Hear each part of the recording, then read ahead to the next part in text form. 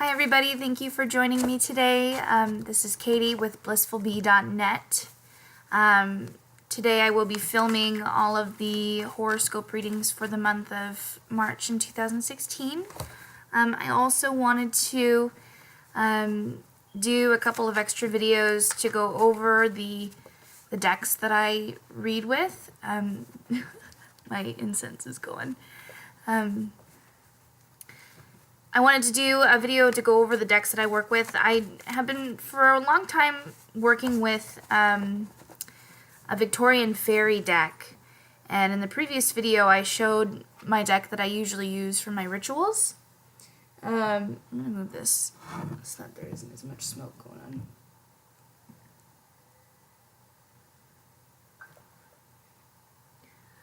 Okay.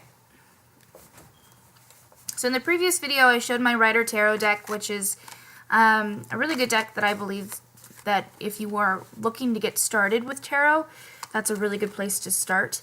And it's also a really good place to follow up and finish off with, just because it gives you a good general outlining on what the suits are, what the major arcana is, what the minor arcana are, how to begin doing readings, what good ideas for spreads are, that kind of thing.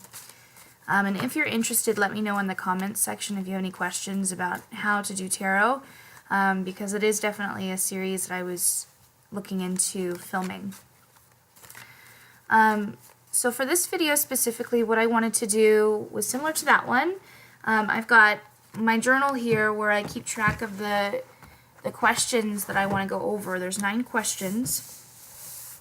And so what we're going to do today is just go through this deck and get to know it. And I'll go through the questions here, and then I'm also on my website at blissfulbee.net going to post the transcription of the questions that I asked along with the cards that I received and their answers. And just so that you know, every single reading that you'll ever get from a tarot reader is going to be different, mostly because people interpret messages and meanings in different ways, and they also tend to use different decks, which can portray a lot about a person's personality and that kind of thing. So that's why I thought it would be a good idea to do these videos. So let's get started with the first question. What is your most important characteristic? So I'm going to shuffle the deck, and I'm going to wait for a card to either fly out of the deck or pop up.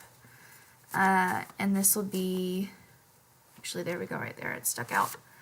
This will be the card that will answer the question. So the question, what is your most important characteristic? And the card that we got was the stars. And this is a card that is basically saying, in my mind, I'm reading it to say, its most important characteristic is teaching everyone to use their imagination, to look up to the stars, and to trust their intuition. It brings out the beauty of this world, and shows everything in its lightest possible portrayal. And it can also show that life is very mystical and sometimes unknowing, just as much as the stars are in the sky. So I like that a lot. I definitely agree that I think that this deck is has a lot of fantasy involved with it. So I think that that's a good fitting card. The second question is, what are your strengths as a tarot deck? What are your strengths as a tarot deck?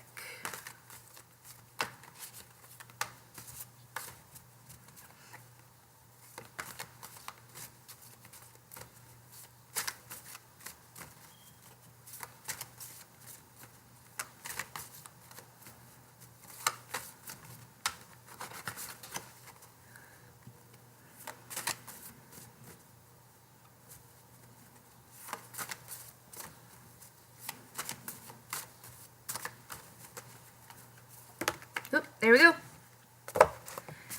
We've got the Knight of Autumn. In this deck, instead of there being the regular symbols, the wands, the swords, the cups, and the pentacles, we use the seasons. So autumn represents the pentacles in this deck.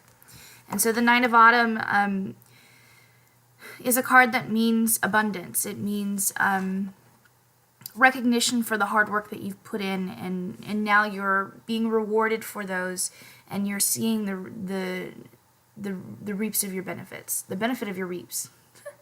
It's really early in the morning when I'm filming this, by the way.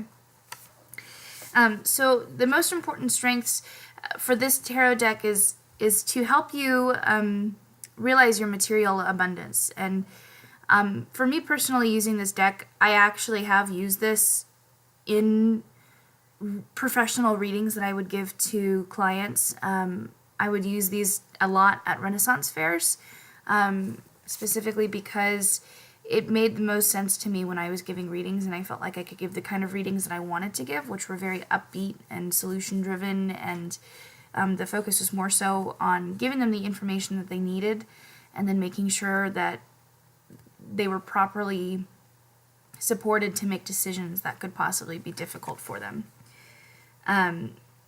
So this tarot deck, its strength is doing just that. It's providing you with the materials and the wealth that you need in order to make the decisions that are important in life. Next question, number 3, is what are your limits? What are your limits as a tarot deck?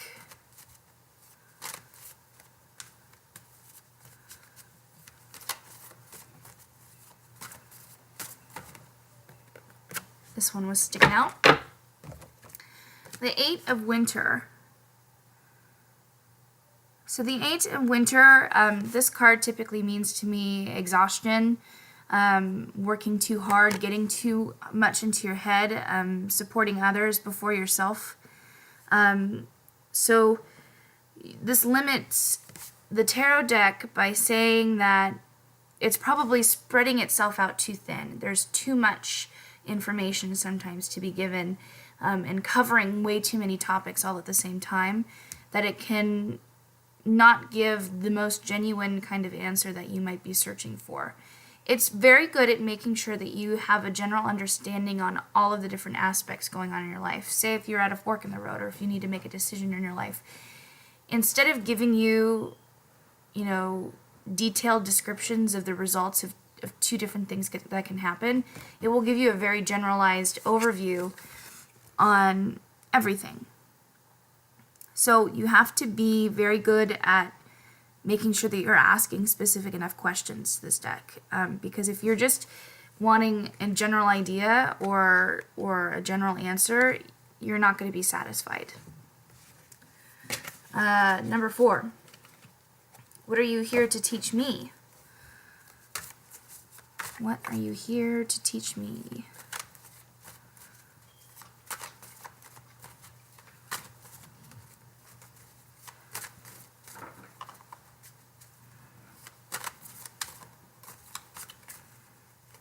So this one was sticking out. The 3 of Winter. 3s are connected to the Empress in numerology in terms of tarot.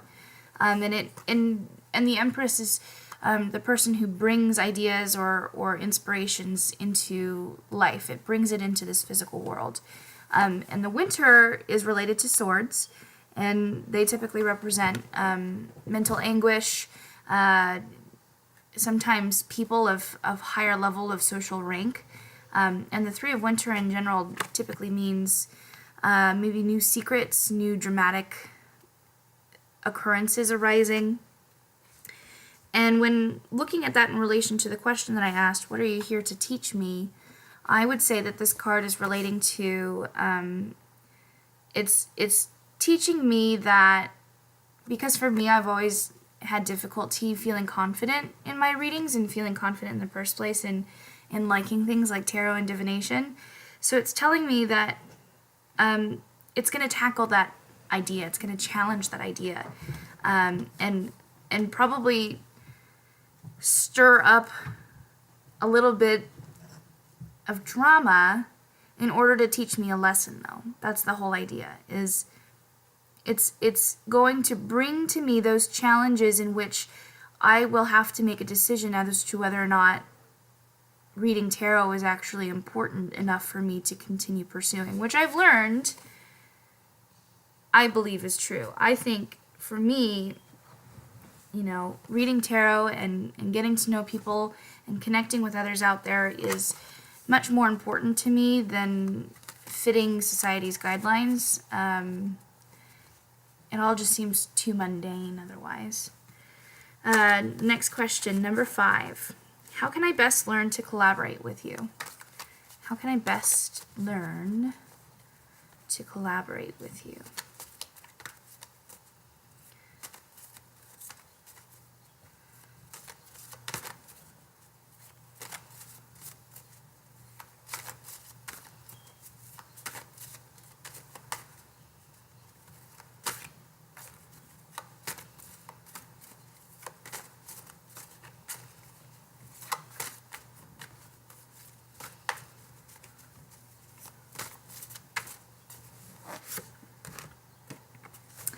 The Sun. Let things be a surprise. Just let it happen. Trust that everything happens for a reason, and when you are ready for new surprises, it will come. That's what I'm getting from this card. The Sun usually represents just absolute positivity. It can also represent maybe a new birth, a new surprise. If it's taken physically, it can even mean, you know, a new addition to the family in my mind. So how can I best learn to collaborate is just to have a positive attitude and a positive mind about sharing tarot and about sharing divination with others, and allow myself to be surprised with the reaction of others, which is definitely what I have practiced with this card, with this deck in the past. Number 6. What is the potential outcome of our working relationship? What is the potential outcome of our working relationship? And granted, this is usually better to ask these decks, these kinds of questions, like when you first get them. So you'll see that when I do my Sorcerer's Tarot deck spread. I haven't worked with it yet, and that's what I think I'm going to be doing for readings in the future. And I've been working with this deck long enough now that it's gotten pretty weathered. But I think it's still a good idea for me to try out communicating with it, because I've never done something like this before. So,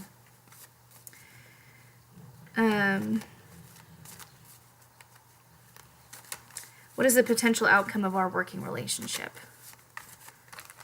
What's the potential outcome of our working relationship?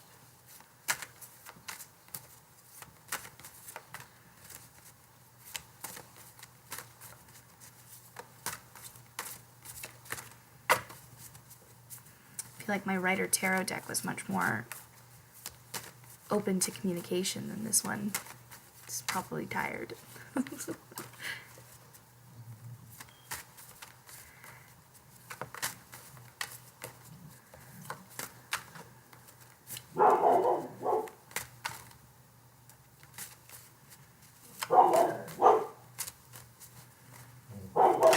Oh, there we go. What is the potential outcome of our working relationship? The Emperor. I will provide a foundation, stability, and a sense of leadership for you to be able to build on top of. I will be the source for you to base your knowledge off of. And I find that interesting because I feel like that's something similar to what I was getting from the Rider Tarot deck. But in a way, what really happened was, when I was learning tarot, I learned the symbols and the numbers in the Rider Tarot deck, but I really started reading and giving other people readings with this deck. So that would make sense by saying I will give you the foundation in order to have a career, have a substantial way of some kind of part-time activity with this deck, which is definitely how it has been in the past. Which card do you want to show off? Which card do you want to show off?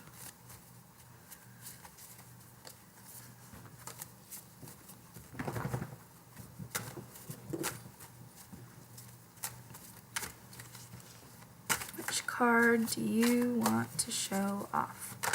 Ooh, it wants to show off too. The first is the Hanging Fairy. And the second is waterlogged, but it's the Nine of Winter.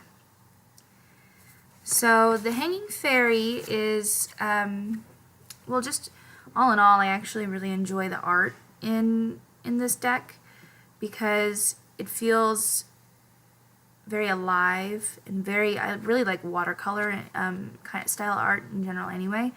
But also something that you'll learn if you end up picking up this deck, and I can find a link for it and put it in the description box, is that these cards also communicate with flower symbolism. It was believed in Victorian era England that if you were to give flowers or a bouquet of flowers to someone, that they would have a certain message conveyed by the specific types of flowers that you would send. And I haven't gotten very good at it yet. I'm much better at numerology and just looking at the picture in and of itself and understanding what it's trying to tell me in relation to the other cards. But that would be a good thing to work on expanding next in my readings. The Nine of Winter, in a way, shows you how loved this deck has been. My dog Lady got to it at one point and she spilled water all over it, and they got stuck together, and there you go. Nine of Winter represents nightmares, dreams, and being haunted by them, but the message that this card is trying to tell you is to wake up, basically, and to understand that your dreams are only in your head, and it's completely possible for you to decide that you don't want to see them anymore. It's just, you have free will. It's just, you need to be able to decide that you're done with it. Because what you're doing is you're allowing yourself to feel threatened by these things by having your guard down. So that's just what this card is saying, is wake up. Number 8, how do you see me? Ooh, 2 cards again. Oh boy. So, Seven of Winter, I can see this making sense. It's a card that reminds you to keep your guard up because you might be sharing too much of yourself, or you might be putting yourself on the line. And to be honest with you, I mean, that's how I feel making these videos in the first place. This is new territory for me. I only just recently started doing professional readings for people 2-3 years ago. But I enjoy it. That's the thing that you learn about tarot, is that you put yourself out there and you give someone the gift of insight and inner bliss and peace. But it does take a lot out of the person that's giving the reading if the person that's receiving the reading also doesn't give something back.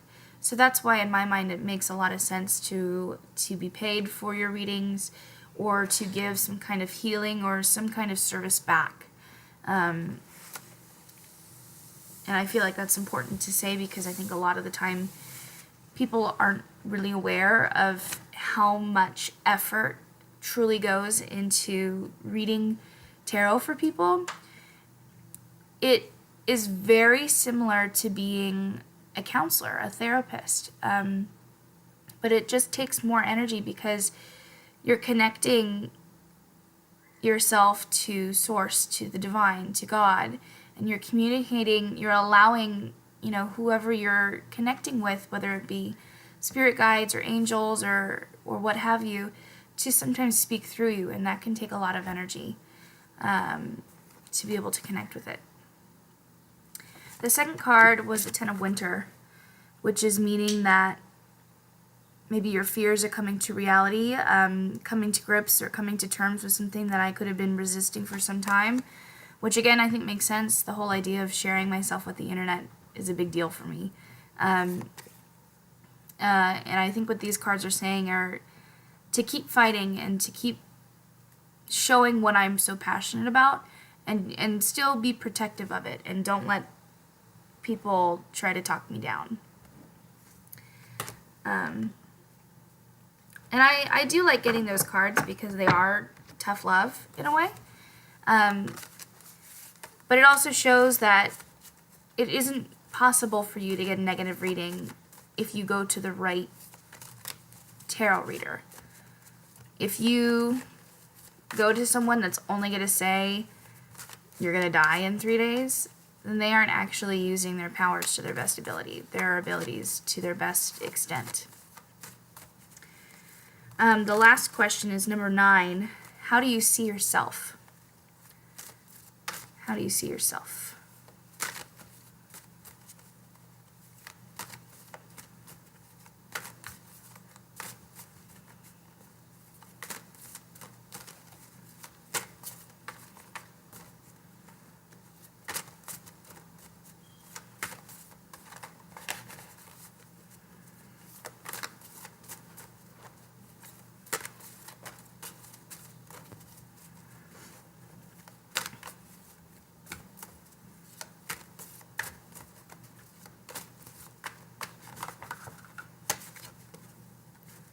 How do you see yourself?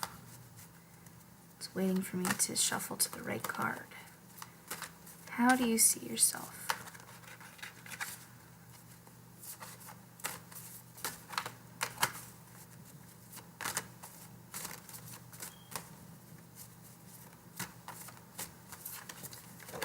Here we go.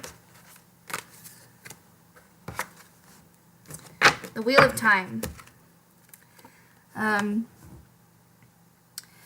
The Wheel of Time represents a new chapter, a new phase, change, mastering of the elements, the end of a chapter in life. It's representing graduating onto a new phase. This tarot deck is the type of deck that you go to when you're ready to move on, when you're ready to try something different, to try something new. But also take into account the things that you've learned in your past, which is why I felt like that this is a really good deck for me to start off with after working with the Rider Tarot. Like I had said before, it just feels like I found a really good connection with, excuse me, with the pictures in the deck, as well as the symbolism of the seasons, and really learning the numerology. So I'm very thankful to have found this deck. I'm really appreciative for it. If you're interested, I can find a link for it and put it in the description box. If you're also interested in getting a personal reading with me, please check out my website, blissfulbee.net. I have a bunch of information on there. I do Skype or phone sessions. I also do recorded video sessions as well as email sessions. And then you can even purchase packages of readings to save up to 30% on readings to get them on a monthly basis. So thank you again for taking the time to join me today to learn about my deck. I wish you the best, and I hope you have a wonderful March. Bye, guys.